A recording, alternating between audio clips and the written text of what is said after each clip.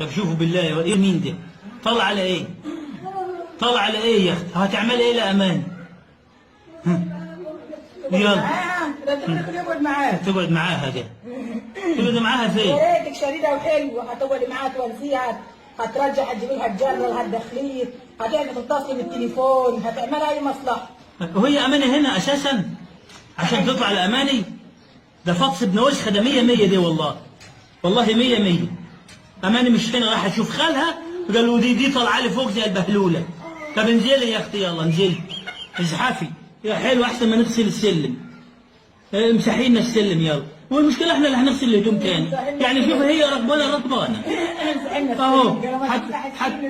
هتوسخ الهدوم وخد الهدوم وغسلوها. طب ارحمينا بقى قبل أي حاجة. اغسلي لنا يلا السلالم، اغسلي اكحتي اكحتي يلا، وهاتي الجلابية عشان نغسلها لك. يعني جرفتينا برضك مفيش فايدة. يلا نتي. هو حبه تهوي، خليها قاعده على السلمه دي. شوفوا يا اولاد، دي ام عاقه، ديت ام عاقه. مش الولد يبقى هو اللي عاق لوالديه، هي الام العاقه دي تجرفنا. بس كفايه في البلد.